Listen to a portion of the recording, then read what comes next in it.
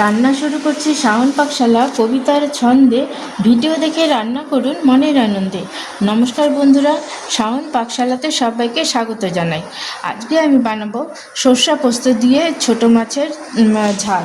তার জন্য ছোট মাছ তো লাগছে। আমি ছোট মাছটা নিয়ে এসে বাড়ি থেকে নিয়ে এসে ভালো মতো করে কেটে ধুয়ে নিয়েছি।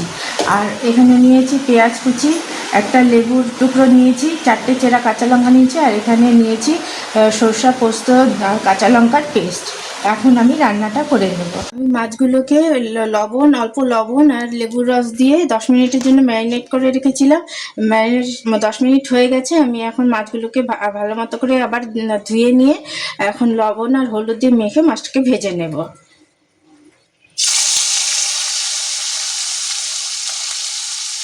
দিয়ে দেবো কালো জিরে ফোড়ন, দিয়ে দেবো পেঁয়াজ কুচি,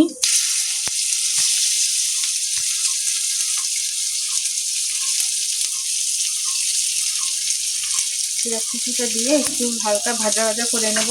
পেঁয়াজের রঙটা হালকা বাদামি হওয়া শুরু করলে তখন আমি অন্য মশলাগুলো দেবো। এখন এর মধ্যে দিয়ে দিচ্ছি পরিমাণ মতো লবণ।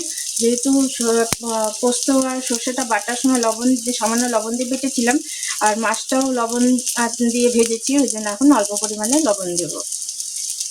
এর মধ্যে পেঁয়াজগুলো বাদামি হয়ে ভাজা হয়ে গেছে, বাদামি রং ধরেছে পেঁয়াজের মধ্যে। এখন আমি দিয়ে দেবো সর্ষে পোস্ত আর কাঁচা লঙ্কার পেস্টটা। দিয়ে দিচ্ছি হলুদ গুঁড়ো, দিচ্ছি ঝাল লঙ্কার গুঁড়ো। ঝাল লঙ্কার গুঁড়োটা অপশনাল, আপনারা যদি অপছন্দ করেন তাহলে আপনারা নাও দিতে পারেন। এখন এর মধ্যে দিয়ে দেবো চেরা 4টে কাঁচা লঙ্কা।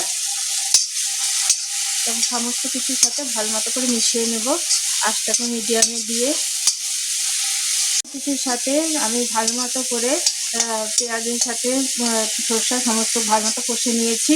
এখন আমি এর মধ্যে দিয়ে দেবো যে পাত্রের মধ্যে মশলাটা রেখেছিলাম, সেই পাত্র ধোয়া জলটা দিয়ে দিচ্ছি। গ্রেভিটা ভালো মতো ফুটে গেছে। এখন আমি এর মধ্যে দিয়ে দেবো ভেজে রাখা মাছগুলো। দিয়ে দিচ্ছি অল্প পরিমাণ কাশ্মীরি লঙ্কার গুঁড়ো। আমার মাছ রান্নাটা একদম শেষের পথে। এখন দিয়ে দিচ্ছি একটু ধনেপাতা কুচি। আপনারা যদি পছন্দ না করেন সেটা আপনারা স্কিপ করেও যেতে পারেন।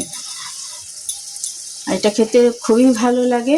আর করে খেয়ে ভালো লাগলে আমার চ্যানেলটিকে সাবস্ক্রাইব করবেন, লাইক করবেন, শেয়ার করবেন এবং কমেন্ট করে আমার পাশে থাকবেন।